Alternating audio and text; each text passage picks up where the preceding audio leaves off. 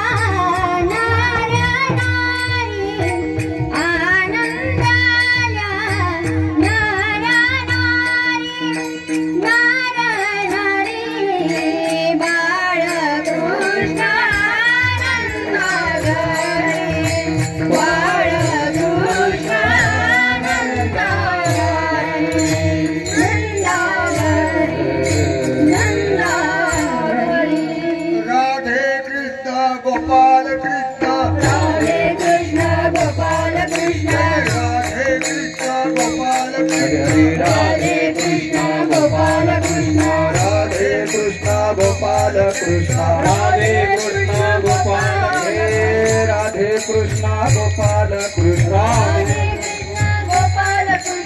त्यानंतर मानापानाने कंठी धरला कृष्ण म्हणे अवघे त्याने प्रकाशू आपल्या परिसरातील भजनी मंडळाच्या मुखातून शास्त्राच्या नियमाप्रमाणे काल्याचा अभंग होईल आणि काल्याचा अभंग झाल्याच्या नंतर या ठिकाणी पूर्णाहुती होईल पांडुरंगाची आणि फक्त संतांची आरती होईल. अन्नाचा आरत्या कीर्तनाच्या पाठीमागे होत हे ध्यानात ठेवा. म्हणजे पांडुरंगाची आणि संतांची आरती होऊन सर्वांना महाप्रसाद देईल. गेले 7-8 दिवस परमपूजने वंदने दरवर्षी माझ्या गाणगापूरच्या आश्रमाला येऊन सेवेचा लाभ देतात, यज्ञामध्ये भाग घेतात असे आमचे उद्धव महाराज आणि उद्धव महाराजांची गाठ करून देणारे माझे चिरंजीव, आपल्या समोर बसणारे दुसरे माझे चिरंजीव रामायणाचार्य, भागवतचार्य आणि शिव महापुराण कथाचार्य असे फापाळे महाराज असे यांनी उद्धव महाराजांच्या जवळून गाठ दिली. कारण मी एक वेगळा माणूस असल्यामुळे मी कुठे गल्लीमध्ये फिरत नाही, कुठेतरी अवता मारीत बसत नाही आणि जिथे जाईल तिथे मी माझ्या कमरेमध्ये असतो. पण गेल्या वर्षी गेल्या 2 वर्षापूर्वी सहज उद्धव महाराजांनी मला विनंती केली, बाबा याल का? त्यांना सांगितलं भगवंताने तर वेळ दिली, निश्चित तुमच्याकडे येईल. ती आठवण माझ्या चिरंजीवाला होती. त्यांनी सांगितलं की मी उद्धव महाराजांना शब्द दिलेला आहे बाबा. उद्धव महाराज त्यांना माहिती की रात्रीच्या माझ्या कीर्तनाच्या ठिकाणी फजिती झाली. नाशिकमध्ये रात्री कार्यक्रम असताना मुलं गेले, किती जरी मुलं गोड बोलले तरी समाजाला आवडत नाही. खऱ्या अर्थाने मला कीर्तन येतच नाही, मी कीर्तनकारही नाही.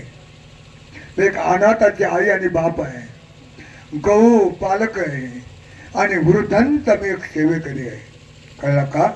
हो, नाशिक जिल्ह्यामध्ये अनाथ वृद्ध हे 2 आश्रम आहेत, गहुशाळा हे 3 आश्रम आहेत, श्रीरामपूरमध्ये अनाथ आश्रम आहे, गुजरातमध्ये तुमच्या सर्वांच्या आशीर्वादाने आदिवासी मुलांसाठी शेतकी कॉलेज आहे, गाणगापूरला आश्रम आहे, पंढरपूरला 15 एकर शेती असून आश्रम आहे. हे सर्व गुरुजींचं आहे, माझं त्याच्यात काही. कारण सुनाला संसार आईचा मिळालेला असतो, संसार करणारे कोण असतात? सासू सासरे. तसे आम्ही त्याच्या सुना आहोत. आमच्यासाठी जे करून ठेवलंय ते आमचे सद्गुरुनाथ भगवान शंकराचं रूप, पांडुरंगाचं स्वरूप सद्गुरु जनार्दन स्वामी मौनगिरी महाराज यांची निष्काम जनता जनार्दन वारकरी भागवत संप्रदाय सेवा मंडळ तेलंगणा, कर्नाटका, मध्य प्रदेश, नर्मदा तट, गुजरात आणि महाराष्ट्र या सर्व श्रेष्ठ भक्तांच्या वतीने, विश्वासाच्या वतीने तुम्हाला धन्यवाद देतो, तुमचं ऋण व्यक्त करतो आणि थांबतो. आता आपल्या पुढे अभंग होईल. कंठी धरला कृष्ण म्हणे अवघ्या जने